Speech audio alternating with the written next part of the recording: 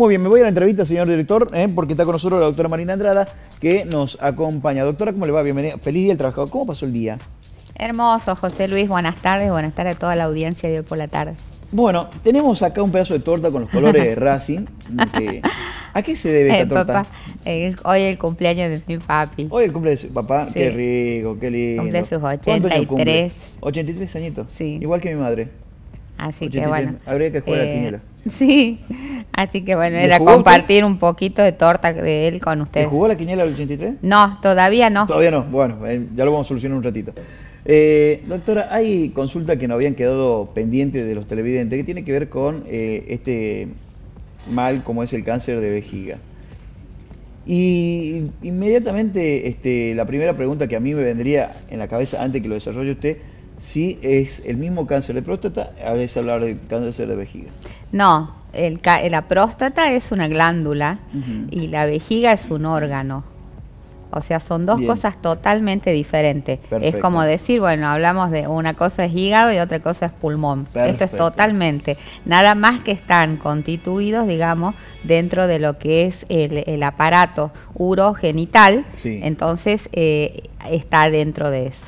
Perfecto, bueno. Pero no es lo mismo. Perfecto, bueno. Entonces vamos a decir que cuando nosotros hablamos generalmente de lo que es como definición, siempre decimos que tenemos un crecimiento que es descontrolado, ¿no es cierto? Y que es anormal de esas células que van a invadir el tejido de la vejiga. Bien. En esto hay que dar la epidemiología, sabemos cuando hablamos de esto que es una de las neoplasias más malignas que existe en la parte urogenital. En estos casos, o sea, todo lo que es el aparato urinario, ¿sí? Cuando decimos más maligna, más violenta, más virulenta. Porque es la que en sintomatología porque vamos a desarrollar un poco y la que menos, digamos, nosotros nunca tenemos en cuenta.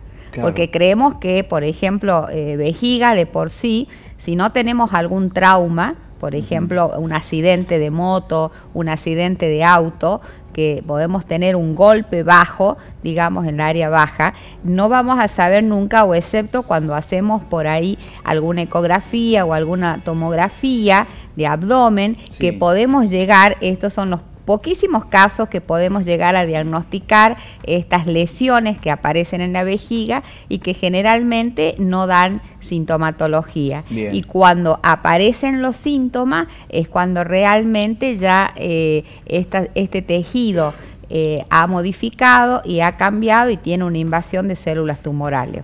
Lo principal de esto son los factores de riesgo, porque en esto hay que tener en cuenta en todos los trabajadores. Hablando de un beso a todos los trabajadores, sí, que nos dijimos también. Es muy importante en aquellos trabajadores que trabajan en la imprenta, por ejemplo, con los tintes, o sea, con toda la gente que va a ser parte de pinturas. Bien. Igual con los pintores de obra, bien, ¿no? Los pintores de casa, los pintores, o también la gente que trabaja muchísimo con los tipos de pinturas, también los que hacen cuadros, sí, por ejemplo, al óleo. Entonces, todo eso tiene un componente especial químico que tiene una predisposición de poder desarrollar. Bien. En esto también es muy importante la gente que trabaja en el hierro, en el aluminio, ¿sí? Todos estos trabajadores son factores de riesgo, por ejemplo, para lo que es el cáncer de vejiga. Y en estas cosas también hay una diferenciación de este cáncer porque no se da en todas las razas ni en todas las edades. ¿Sí? ¿No? También es un tema muy importante a tenerlo en cuenta. Y principalmente es en la raza blanca. Bien. Hay ciertas cosas que tienen, por ejemplo, en la raza negra, que hasta inclusive hay cambios de algunos antígenos. Sabemos que hay algunas patologías que en los negros no se desarrollan, y sí en los blancos. Entonces se cree que hay un cambio en ese sistema inmunológico, ¿no? Bien. Como sabemos, por ejemplo, que también hay, por ejemplo, cuadros de VIH que no se desarrolla en una cierta clase de raza negra del África, perfecto, por ejemplo. Y eso también es importante saberlo. En esto es la sintomatología, que es lo que nos preguntaban, y generalmente el 90% de esto se da, de estos tipos de tumores, se da con la presencia de sangre en la orina. Bien. ¿Sí? Entonces, cuando nosotros tenemos sangre en la orina, hablamos de hematuria. Bien. Eso significa. Entonces, ¿acompañado después, de dolor? Puede tener dolor o no, pero después tiene esa sensación que uno quiere ir al baño a cada rato y ajá, va al baño y generalmente no hace orín, o sea, o hace una gotita. Entonces, o después estás con esa sensación constante que es como una contracción, que se llama tenesmo, sí, ¿no? Entonces, es como que el esfínter nos hace esto. O sea, abre y cierra constantemente, entonces nosotros nos desesperamos y realmente, y es una de las primeras consultas, por supuesto, al médico, que uno lo primero que tiene que hacer siempre es tratar de tener en cuenta que este paciente no esté cursando una infección urinaria. Bien. Porque generalmente uno va a confundir en cualquier centro, que llegue en un CAP o algo, una consulta, o cualquier médico clínico, lo primero que hay que hacer es un análisis, por supuesto, de orina completa, y en estos casos es muy bueno también pedir un sedimento urinario. ¿A partir de qué edad empiezo a tener más probabilidades? Siempre en esto principalmente se da en un 80%, hay una foto que estaba muy bonita, que yo la puse, que es el casamiento, que es el nuestro, digamos, con el cigarrillo, que es hasta que la muerte nos separe, y realmente sí, es así. El cigarrillo te separa sí, con la muerte, porque realmente es uno de los factores más agresivos que existen en estos tipos de tumores. Bien. Entonces, en todas estas personas que son fumadoras, que tienen que hacer su control, y que básicamente uno no tiene que esperar que esta sintomatología se presente, sino que es muy importante visitar al urólogo, y dentro de esto hay un estudio que se llama una citoscopía.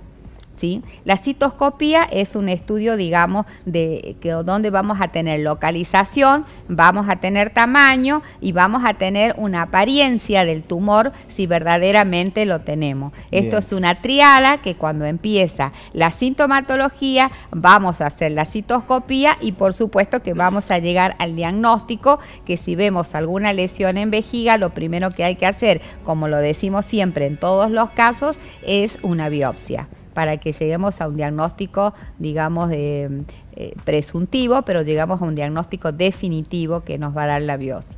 Ese cambio de ese epitelio transicional, que es el epitelio que cubre toda la vejiga. Bien. ¿Sí? Estos son tratamientos muy sencillos. Ahora también hay que ver, porque ustedes saben que hace una semana hemos hablado de lo que es la inmunología en cáncer de pulmón. Entonces, esta acción del PDL1, de este nuevo esquema que hay, digamos, para tratar el cáncer, tiene también un avance muy importante en estos tipos de tumores, porque medianamente uno, cuando habla de cáncer de vejiga, nos quedamos 20 años atrás. Claro. No teníamos un avance en tratamientos. Entonces ahora es muy alentador y muy esperanzador realmente con estas nuevas terapéuticas que existen. Perfecto, ¿no? Ese es en definitiva el mensaje, ¿no? La tecnología va avanzando, se van encontrando nuevas alternativas, a no desesperarse, a someterse a los tratamientos, a ponerse la mano a un profesional, pero no a desesperarse, ¿no? Hoy hay herramientas. Exactamente, y después hay un slide que quedó muy lindo en distintos tipos de ensayos que tienen distintas clases de orina. Lo que nosotros siempre tenemos que tomar en cuenta es la observación de nuestra orina, ¿sí? En la mañana, por supuesto, esa orina es más concentrada, la coloración. Muchas veces esto nos da un indicio, y a veces hay gente que no se fija en la orina, más que todo a veces la mujer, ¿no? Sí. Que uno no está fijándose, pero bueno, es importante siempre decirle a la gente que cada vez que va al baño o en las mañanas tenga atención, más que todo en estas personas que tienen más de 40 años, ¿no es cierto?, 50 años, donde uno realmente tiene que empezar a dar una importancia sobre nuestro propio cuerpo. Entonces son estas pequeñas observaciones que nos pueden llevar a un diagnóstico precoz. Doctora, ¿sí? Estas problemáticas o estos factores que generan infecciones urinarias y demás, por ejemplo, qué sé yo, la tierra caliente, usted vio que dicen, no vamos a andar en la tierra caliente que te va a agarrar una infección urinaria. ¿Esto va generando, puede generar? Lo que pasa es que el tema de la tierra caliente o sentarse en lugares calientes o a la siesta, andar como lo hacíamos cuando éramos chicos. Sí, hasta que el duende nos corría. Hasta que el duende nos corría, debajo de la higuera. En realidad eso es, te produce un espasmo.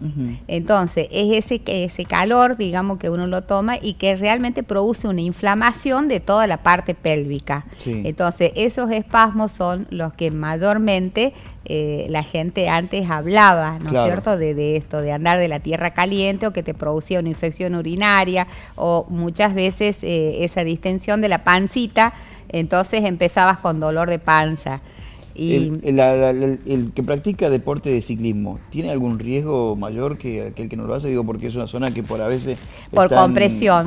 Sí. Sí, en estos los pacientes siempre uno merece un control más que todo cuando en aquellos que hacen tipos de competición, sí, ¿no? O en aquellos de los bicicross que realmente que hacen el mountain bike, sí, todo eso, porque realmente los golpes, pero también es muy importante porque a todos estos, digamos, deportistas usan protectores en todo lo que es la parte, digamos, de testículos, sí, ¿sí? Usan un calzoncillo especial y después tienen también un protector especial para poder, o sea, que favorece todo lo que es el golpe y también favorece todo lo que es el movimiento, ¿sí?